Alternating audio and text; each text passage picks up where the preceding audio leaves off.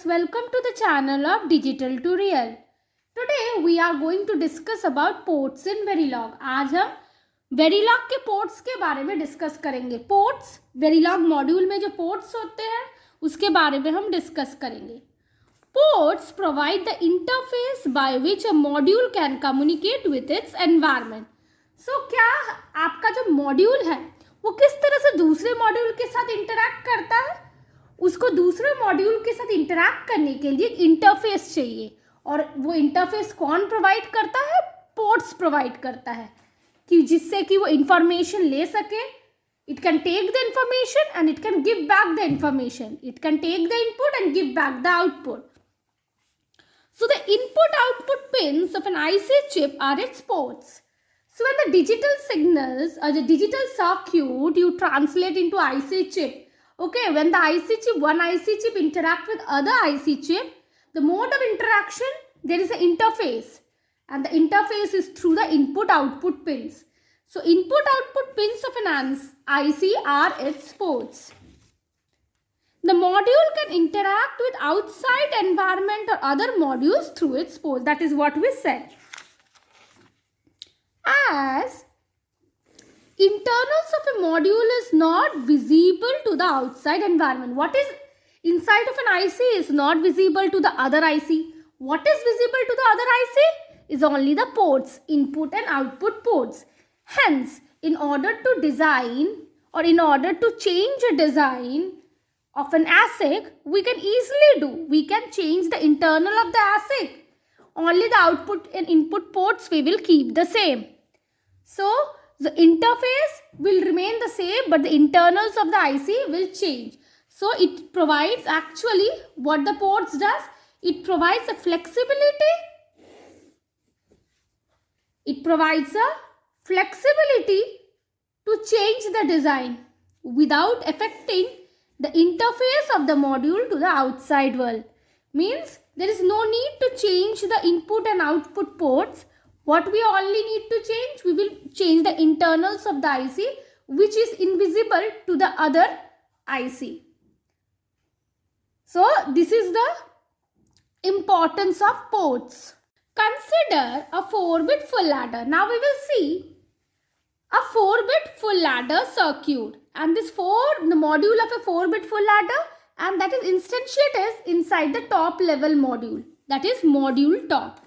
Here is the top level module, and inside the top level module we are instantiating the full ladder, 4-bit full ladder. So top level module only provide the stimulus to the full ladder. Top level module is in order to check the functionality of the full ladder. So the full ladder will have its input and output ports. But the top level module doesn't have the interface of input and output ports to the external environment. It only provides the stimulus to the inputs and see and check the values of the output. So, the module full ladder 4 is instantiated below top. So, top is the top level module and we have the full at 4, that is the module name of the full ladder of 4-bit. The module full at 4 task input takes input or ports A, B and C in. What we said? The full ladder takes the input A, B and C in and give out sum and C out. The module top is a top level module as I said, and it is used in the simulation. What it does? It only sends the stimulus to the 4-bit full ladder. So, and it does not need to pass signals or receive signal from the environment. It doesn't interact. The module top doesn't interact with the outside environment. It just instantiated the IC, that is the module, that is full ladder 4, and it provides the stimulus to it, that when the stimulus inputs are sent to the input port and what the output comes out, it checks the functionality of it. Okay, it doesn't interact. The module top does not interact with the outside world. So, there is no list of port. As it doesn't interact with the outside world, it doesn't have a list of ports. Now, what is list of port? Module full ladder 4. So, what it has the output sum, it has the output C out, Inputs are A, B and C in. Now list of ports. Okay, now module with here we saw the module full adder 4 with the list of ports. Now module top, there is no list of ports as it is used only in simulation. Okay, the module top will have an instance of full adder 4 and it will provide only the stimulus to it and see the result. It doesn't interact with the outside world. Now here is the Verilog keyword we will talk about and type of port. For input, this is used for input port. Output, we use it for output port. In-out means that is the bidirectional port. Okay. So now we will see the module of full adder 4. We will not see the internals to it, but we will only see the interface of port interface. So module full adder 4, full add 4, that is the name of the module. Sum Cout is the output, A, B, C in are the input. Now begin the port declaration. We begin the port declaration. Output. So sum is a 4-bit, that is an output. Cout is a 1-bit, that also output. A, B are the 4-bit inputs. A and B both are of 4-bit, they are input in nature, and C in is a 1-bit, it is also an input type. So this is the end of the port declaration, and here we will have the internals of the module we are least bothered about at present, and here is the end module. You see. Thing to be seen. When we are declaring the output and input ports, implicitly they are declared as wire. They are of type wire, they are of type net. But if we want to specifically want that the sum and Cout should hold the value, then we will declare it as reg 3 down to 0 sum and reg Cout. Now just now I said no, all port declaration are implicitly declared as wire. If output ports hold any value, we will declare it as reg. Now we will see a D flip-flop module. We will not see the internals here also. We will see the port declaration. So Q is the output, D is the input, clock and reset are there. So Q is of output type and we have declared specifically here reg Q semicolon. So output port Q holds value, thus it is declared as reg.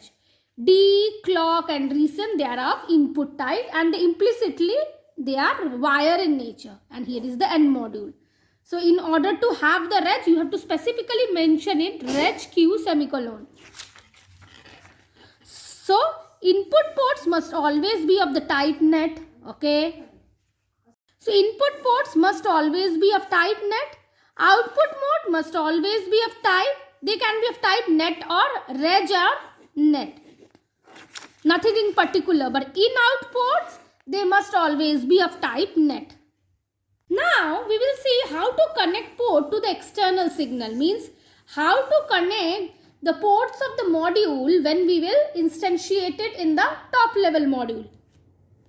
Even in other modules also, if you are using a lower level module, then also the connection part will come. So we will talk about connecting ports to the external signal. So first of all, we will talk about connection by ordered list. Ordered list means in a particular order. One after the other in a particular order. Means just like the 2 comes after 1, 3 comes after 2.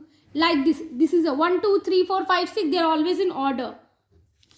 So declare connection variables. Now we have the module tar.